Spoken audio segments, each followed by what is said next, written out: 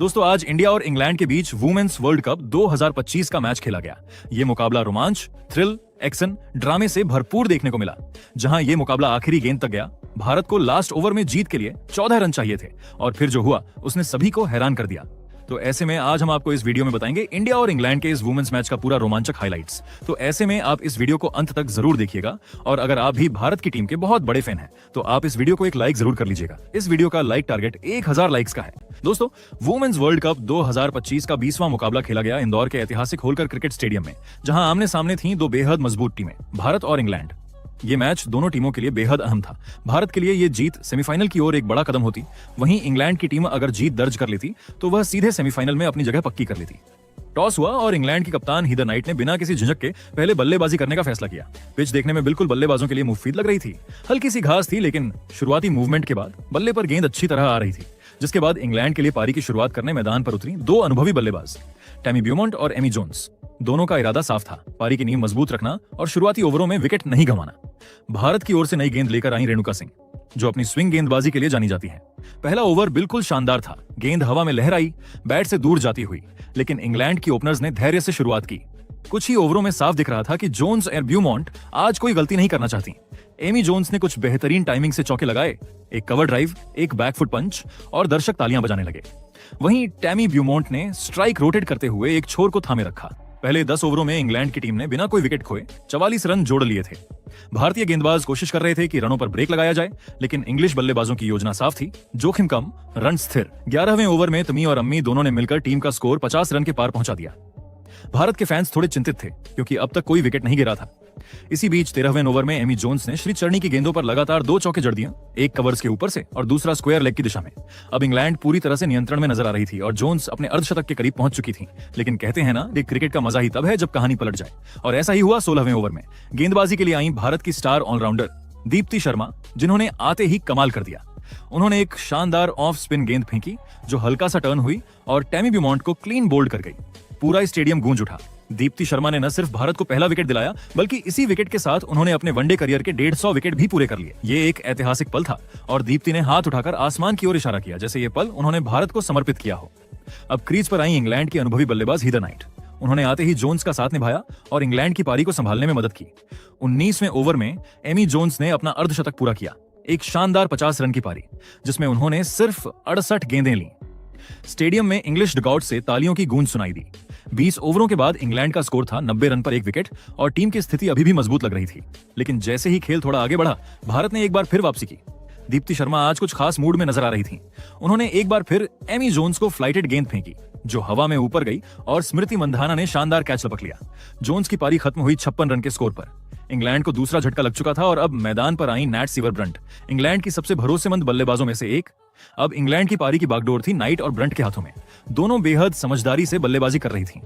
शुरुआती कुछ ओवरों में उन्होंने सिंगल डबल लेकर स्कोर को आगे बढ़ाया और जब भी मौका मिला ढीली गेंद पर चौका जड़ने में देर नहीं की। भारत की गेंदबाजी भी काफी अनुशासित रही। दीप्ति शर्मा, रेणुका सिंह और श्री चरणी तीनों ने शानदार लाइन और लेंथ से गेंदबाजी की। बीच के ओवरों में भारतीय स्पिनर्स ने रनों पर ब्रेक लगाया। एक समय तो ऐसा लगा कि इंग्लैंड के बल्लेबाज रन जुटाने के लिए जूझ रही हैं। 30 ओवर पूरे होने तक इंग्लैंड का स्कोर था 137 रन 2 विकेट पर। मैच पूरी तरह संतुलन में था। इंग्लैंड की बल्लेबाजी संभल चुकी थी, लेकिन भारत ने रन रोकने में सफलता पाई थी। दोस्तों 30 ओवरों तक इंग्लैंड की पारी बिल्कुल सधी हुई नजर आ रही थी। रन रेट ठीक ठाक, विकेट हाथ में और कप्तान हीदर नाइट क्रीज पर डटी हुई।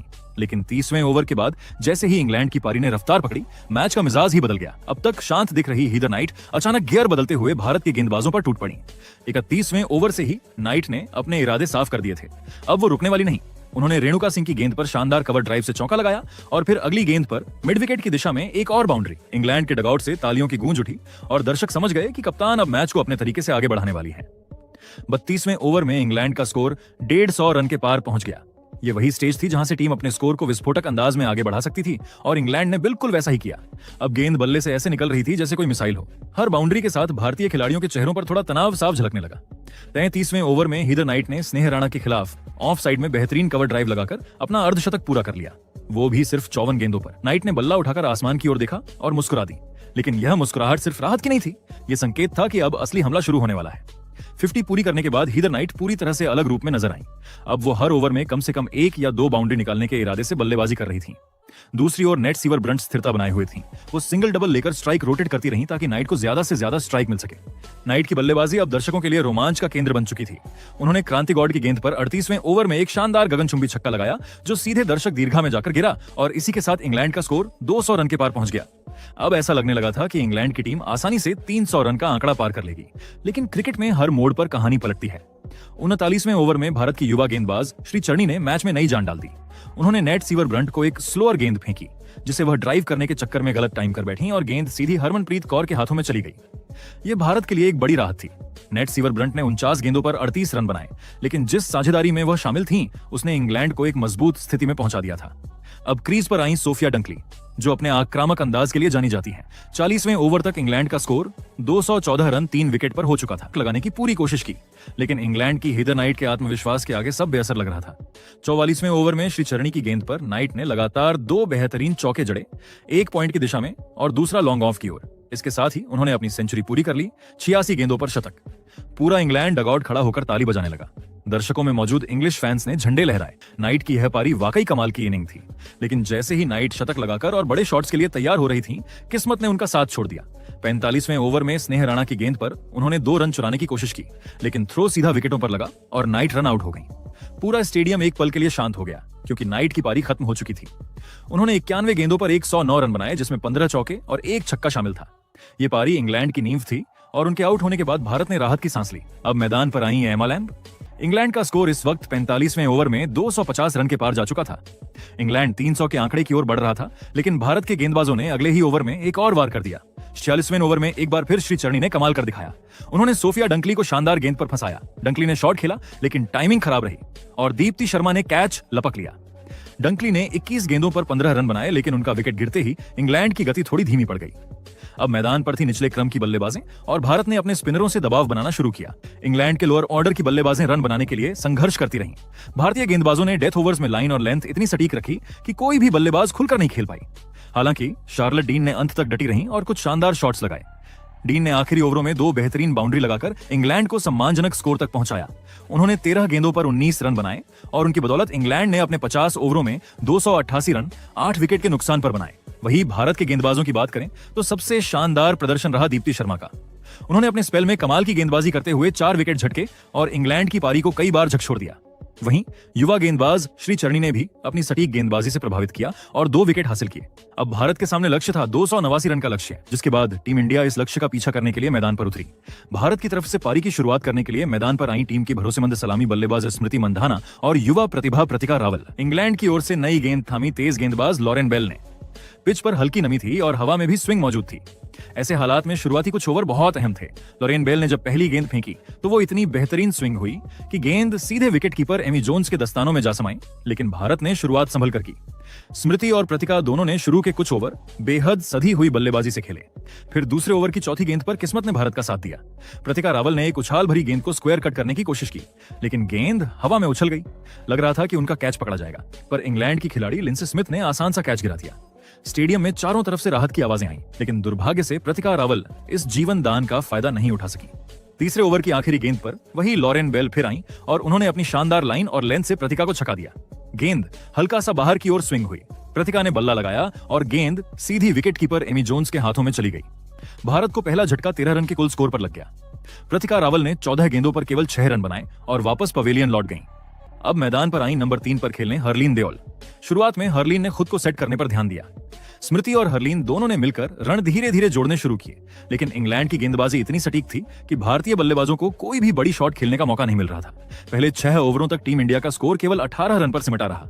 दर्शक थोड़ा शांत हो गए, लेकिन भारतीय ड्रेसिंग रूम में हरलीन देओल का आत्मविश्वास कुछ और ही कहानी कह रहा था। 7वें ओवर में हरलीन ने लॉरेन बेल पर दबाव बनाना शुरू किया। लगातार 2 चौके लगाकर उन्होंने भारत के डगआउट में नई ऊर्जा भर दी। पहला चौका कवर ड्राइव पर और दूसरा मिड विकेट की ओर। दोनों ही शॉट इतने क्लासी थे कि इंग्लैंड की कप्तान भी तालियां बजाने पर मजबूर हो गईं। इसके बाद 9वें ओवर में इंग्लैंड की सबसे अनुभवी गेंदबाज नेट सीवर ब्रंट आई, लेकिन हरलीन के आत्मविश्वास के आगे उनका अनुभव फीका पड़ गया। हरलीन ने उनकी एक खूबसूरत फुल लेंथ गेंद को सीधे एक्स्ट्रा कवर के पार चौके के लिए भेज दिया। ऐसा लग रहा था कि हरलीन आज बड़ा स्कोर बनाने के मूड में है। फिर आया 10वां ओवर। गेंदबाजी पर थी चार्ली डीन। हरलीन ने इस ओवर की पहली 3 गेंदों पर 2 शानदार चौके जड़े, पहला लॉन्ग ऑन की तरफ और दूसरा पॉइंट के ऊपर से। अब पूरा स्टेडियम हरलीन हरलीन के नारों से गूंज उठा। लेकिन क्रिकेट का यही तो सौंदर्य है, जहां हर खुशी के साथ एक मोड़ छिपा होता है। दुर्भाग्यवश इसी ओवर की आखिरी गेंद पर चार्ली डीन ने हर्लीन को फंसा लिया। गेंद सीधी रेखा में रही। हर्लीन ने आगे बढ़कर खेलने की कोशिश की, लेकिन चूक गई। अंपायर की उंगली ऊपर, out. Harleen Deol LBW out हो गई और भारत को दूसरा झटका 42 रन के स्कोर पर लगा। उन्होंने 33 गेंदों पर बहुमूल्य 24 रन बनाए, जिसमें 5 शानदार चौके शामिल थे। अब मैदान पर उतरी टीम की कप्तान हरमनप्रीत कौर। आते ही उन्होंने अपना इरादा साफ कर दिया। नेट सीवर ब्रंट की पहली गेंद पर ही उन्होंने एक्स्ट्रा कवर के ऊपर से शानदार चौका जड़ा। भारतीय फैंस फिर से उछल पड़े। कप्तान मैदान में है और अब मुकाबला पलट सकता है। 12वें ओवर में टीम इंडिया का स्कोर 50 रन के पार पहुंचा। धीरे धीरे रन गति भी बढ़ने लगी थी। हरमनप्रीत और स्मृति दोनों ने मिलकर पारी को स्थिर किया। स्मृति मंधाना, जो अब तक थोड़ी शांत थी, उन्होंने 14वें ओवर में चार्ली डीन के खिलाफ 2 लगातार चौके लगाए, एक कवर ड्राइव और एक पुल शॉट। दोनों ही शॉट दर्शकों को खड़े होकर तालियां बजाने पर मजबूर कर गए। अब दोनों बल्लेबाजों के बीच तालमेल कमाल का था। रनिंग बिटवीन द विकेट बेहतरीन रही। हर बार जब गेंद गैप में गई, दोनों ने तेजी से सिंगल और डबल चुराए।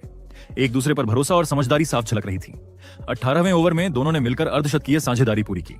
यह साझेदारी भारत के लिए उस वक्त बहुत अहम थी, क्योंकि शुरुआती झटकों के बाद टीम को स्थिरता की जरूरत थी। हरमनप्रीत और स्मृति ने मिलकर वही किया। इंग्लैंड की गेंदबाजों को थका दिया और रन धीरे धीरे बोर्ड पर जुड़ते गए। 20वें ओवर की आखिरी गेंद पर स्मृति मंधाना ने शानदार कवर ड्राइव खेलकर गेंद को बाउंड्री तक पहुंचाया और इसके साथ ही टीम इंडिया का स्कोर 104 रन के पार पहुंच गया, केवल 2 विकेट खोकर। सबसे अहम बात यह थी कि उन्होंने अपनी पकड़ मैच पर दोबारा बना ली थी। अब पूरा देश यही उम्मीद कर रहा था कि स्मृति मंधाना और कप्तान हरमनप्रीत कौर इस पारी को आगे बढ़ाकर भारत को जीत की दहलीज तक ले जाए। वही फिर 20 ओवर पूरे होने के बाद भारत की पारी एकदम संभली हुई नजर आ रही थी। स्मृति मंधाना और कप्तान हरमनप्रीत कौर के बीच शानदार तालमेल दिखाई दे रहा था। दोनों ने समझदारी से बल्लेबाजी करते हुए सिंगल डबल के साथ स्कोर बोर्ड को आगे बढ़ाया और बीच बीच में जब भी मौका मिला चौका भी बटोरा। दोनों का गेम प्लान एकदम साफ था, बिना किसी जोखिम के धीरे धीरे लक्ष्य की ओर बढ़ना। इंग्लैंड की गेंदबाजों ने भी अपनी ओर से पूरी कोशिश की। उन्होंने बीच के कुछ ओवरों में रन रेट पर थोड़ा अंकुश लगाया, गेंदों में विविधता लाई और फील्डिंग में भी कसावट दिखाई, लेकिन यह खामोशी ज्यादा देर तक टिक नहीं सकी। भारतीय बल्लेबाजों ने जल्दी ही इस दबाव को तोड़ दिया। 26वें ओवर में स्मृति मंधाना ने अपनी शानदार अर्धशतकीय पारी पूरी की। उन्होंने केवल 60 गेंदों में यह उपलब्धि हासिल की और जैसे ही उन्होंने यह रन पूरा किया, पूरे मैदान में शोर गूंज उठा स्मृति के नारों से। वह मुस्कुराई, बल्ला उठाया और दर्शकों की तालियों का जवाब दिया। इसके बाद कप्तान हरमनप्रीत कौर ने भी अपने इरादे साफ कर दिए। 27वें ओवर में जब लॉरेन बेल गेंदबाजी करने आई, हरमनप्रीत ने उन्हें कवर ड्राइव पर चौका जड़कर अपना अर्धशतक पूरा किया। 53 गेंदों में उनके इस चौके ने यह साफ कर दिया कि वह आज रुकने वाली नहीं है। अगले ही ओवर में दोनों बल्लेबाजों ने मिलकर शतकीय साझेदारी पूरी कर दी। भारतीय ड्रेसिंग रूम में खिलाड़ियों ने ताली बजाकर दोनों को बधाई दी। यह साझेदारी सिर्फ रन की नहीं बल्कि भरोसे की कहानी थी, एक अनुभवी कप्तान और एक सधी हुई ओपनर की साझी मेहनत का नतीजा। 29वें ओवर में हरमनप्रीत कौर ने अपने हाथ खोल दिए। उन्होंने इंग्लैंड की अनुभवी गेंदबाज नेट सीवर ब्रंट के खिलाफ लगातार 2 चौके जड़े, पहला लॉन्ग ऑन की तरफ और दूसरा स्क्वायर कट पर। इन 2 चौकों के साथ भारत का स्कोर 150 रन के पार पहुंच गया। अब मैच पूरी तरह भारत की पकड़ में आ चुका था। दर्शकों के चेहरे पर मुस्कान लौट आई थी और भारतीय खेमे में आत्मविश्वास साफ झलक रहा था। 30वें ओवर तक भारत का स्कोर था 163 रन, सिर्फ 2 विकेट खोकर। अब जीत बस कुछ दूर लग रही थी, लेकिन क्रिकेट का खेल हमेशा अनिश्चितताओं से भरा रहता है और जैसा कहते हैं, जब तक आखिरी गेंद न फेंकी जाए कुछ भी हो सकता है। 31वें ओवर में मैदान पर भारत के लिए आया एक बड़ा झटका। इंग्लैंड की तरफ से गेंदबाजी करने आई नेट सीवर ब्रंट ने भारत को करारा आघात दिया। उन्होंने कप्तान हरमनप्रीत कौर को शानदार गेंद पर फंसाया। हरमनप्रीत ने पुल शॉट खेलने की कोशिश की, लेकिन गेंद ऊंची चली गई और सीमा रेखा पर खड़ी एमा लैम्ब ने कोई गलती नहीं की। कैच पकड़ा गया और भारत की सबसे भरोसेमंद साझेदारी टूट गई। हरमनप्रीत की यह पारी शानदार रही। उन्होंने 70 गेंदों पर उतने ही रन बनाए, जिसमें 10 बेहतरीन चौके शामिल थे। जब वह पवेलियन की ओर लौट रही थीं, तो पूरा स्टेडियम खड़े होकर उनका सम्मान कर रहा था। उन्होंने वह कर दिखाया था जिसकी भारत को सबसे ज्यादा जरूरत थी, टीम को मजबूत नींव देना। अब बल्लेबाजी करने के लिए आई दीप्ति शर्मा। उन्होंने आते ही पारी को स्थिर करने की जिम्मेदारी उठाई। दूसरी ओर स्मृति मंधाना अब और भी आत्मविश्वास से भरी दिख रही थी। दोनों ने मिलकर स्कोर को धीरे धीरे आगे बढ़ाना शुरू किया। इंग्लैंड की गेंदबाजों ने एक बार फिर रन गति को धीमा करने की कोशिश की, लेकिन स्मृति और दीप्ति दोनों ने धैर्य से जवाब दिया। तीसरे दशक के आसपास यानी 36वें ओवर में दोनों ने मिलकर टीम इंडिया का स्कोर 200 रन के पार पहुंचा दिया। दर्शक अब खड़े होकर तालियां बजा रहे थे। भारत अब जीत की ओर बढ़ रहा था। स्मृति मंधाना अब अपने शतक के बेहद करीब थीं। उन्होंने गेंद को ध्यान से देखा और हर शॉट को सटीक टाइमिंग के साथ खेला। दूसरी ओर दीप्ति शर्मा अब आक्रामक मूड में थीं। उन्होंने मैदान के चारों ओर शॉट खेले, कभी कवर के ऊपर से तो कभी मिड विकेट की ओर। उनकी बल्लेबाजी ने इंग्लैंड के गेंदबाजों को सोचने पर मजबूर कर दिया। अब स्मृति और दीप्ति के बीच भी अर्धशतकीय साझेदारी पूरी हो चुकी थी। दोनों के बीच रनिंग बिटवीन द विकेट शानदार थी और हर रन में समझदारी झलक रही थी। मैच अब अंतिम चरण में पहुंच चुका था। अंतिम 10 ओवरों में भारत को चाहिए थे 62 रन और जिस तरह दोनों बल्लेबाज खेल रही थीं, ऐसा लग रहा था कि यह मुकाबला बस औपचारिकता है। भारत की जीत लगभग तय लग रही थी, लेकिन तभी आया वो पल जिसने पूरे मैच की दिशा बदल दी, यानी ट्विस्ट। 42वें ओवर में इंग्लैंड की स्पिनर लिंसे स्मिथ गेंदबाजी करने आई। उस समय स्मृति मंधाना अपनी शानदार बल्लेबाजी के कारण पूरे रंग में थी। उन्होंने ओवर की पहली गेंद पर आगे बढ़कर कवर ड्राइव खेलने की कोशिश की। गेंद हवा में उछली और सीधा गई बाउंड्री लाइन पर खड़ी फील्डर के हाथों में। पूरा स्टेडियम एक पल के लिए शांत हो गया। कैमरा स्मृति के चेहरे पर गया। उन्होंने हल्की मुस्कान दी, सिर झुकाया और धीरे धीरे पवेलियन की ओर चली गईं। ये विकेट भारत के लिए बहुत बड़ा झटका था। स्मृति मंधाना ने टीम इंडिया के लिए बेहतरीन 88 रन की पारी खेली, सिर्फ 94 गेंदों में। उनकी इस पारी में 8 चौके शामिल थे, हर चौका जैसे किसी कलाकार की पेंटिंग। उनकी बल्लेबाजी ने न सिर्फ भारत को मजबूत स्थिति में पहुंचाया बल्कि फैंस के दिल जीत लिए। अब मैदान पर आई ऋचा घोष, जो अपनी आक्रामक बल्लेबाजी के लिए जानी जाती है, लेकिन आज शुरुआत में वो कुछ अलग नजर आ रही थी, शांत, संयमित और सावधान। शायद वो हालात को देखकर खेलने आई थी, क्योंकि अब मैच संतुलन पर टिका हुआ था। दूसरी ओर दीप्ति शर्मा पूरी तरह लय में थी। वो हर ओवर में एक चौका जरूर निकाल रही थी और रन रेट को संभाले हुए थी। इंग्लैंड की गेंदबाजें अब आखिरी दम तक संघर्ष कर रही थीं। मैदान के हर कोने में इंग्लैंड की कप्तान लगातार फील्डिंग में बदलाव कर रही थी, लेकिन दीप्ति के सामने हर प्लान नाकाम हो रहा था। वो शांति से खेल रही थी, कभी एक्स्ट्रा कवर पर, कभी थर्ड मैन की ओर। फिर आया 45वां ओवर और उसी ओवर में भारतीय टीम का स्कोर 250 रन के पार पहुंच गया। दर्शक फिर से तालियां बजाने लगे। माहौल में एक बार फिर उम्मीद की लहर दौड़ पड़ी। अब भारत को जीत के लिए बस एक ठोस फिनिश की जरूरत थी। 46वां ओवर शुरू हुआ। गेंदबाजी पर थी नेट सिवरब्रंट। दीप्ति शर्मा ने सिंगल लेकर अपना अर्धशतक पूरा किया 55 गेंदों में। उन्होंने बल्ला उठाकर दर्शकों का अभिवादन किया और कप्तान के साथ ड्रेसिंग रूम की ओर मुस्कुराते हुए देखा। सब उन्हें सराह रहे थे, लेकिन इसी ओवर की अगली ही गेंद पर मैच ने फिर करवट ली। ऋचा घोष, जो अब तक थोड़ी शांत थी, अचानक बड़े शॉट की कोशिश में गईं। उन्होंने गेंद को ऊपर उठाया, लेकिन मिड ऑन ऑफ पर खड़ी हीदर नाइट ने शानदार कैच पकड़ लिया। ऋचा घोष ने 10 गेंदों पर 8 रन बनाए और भारत को लगा एक और झटका। अब मैदान पर आई अमनजोत कौर, एक ऐसी बल्लेबाज जो दबाव में खेलने के लिए जानी जाती है, लेकिन इंग्लैंड की गेंदबाजें अब पूरी रणनीति से खेल रही थीं। 47वां ओवर लेकर आई spinner Sophie Ecclestone. Deepti Sharma उस वक्त अपने जोश में थीं और उन्होंने छक्का लगाने की कोशिश की, लेकिन गेंद हवा में ऊंची चली गई। बाउंड्री पर खड़ी सोफिया डंकली ने कोई गलती नहीं की और शानदार कैच पकड़ लिया। यह विकेट भारत के लिए बहुत बड़ा झटका था, क्योंकि दीप्ति शर्मा उस वक्त भारतीय पारी की रीढ़ बनी हुई थी। उन्होंने 57 गेंदों पर 50 रन की उम्दा पारी खेली, जिसमें 5 चौके शामिल थे। जब वो आउट होकर जा रही थीं, तो पूरे स्टेडियम ने खड़े होकर उनका अभिवादन किया, लेकिन उनके चेहरे पर एक अफसोस था कि शायद वो टीम को मंजिल तक नहीं पहुंचा सकी। अब मैदान पर आई स्नेह राणा और भारतीय फैंस को उम्मीद थी कि वो मैच को आखिरी तक ले जाएंगी, लेकिन इंग्लैंड की गेंदबाजों ने आखिरी के ओवरों में जबरदस्त वापसी की। 48वां ओवर लेकर आई लिंसे स्मिथ और उन्होंने कमाल की गेंदबाजी की। हर गेंद सटीक लाइन लेंथ पर थी। भारतीय बल्लेबाजों को कोई मौका नहीं मिला।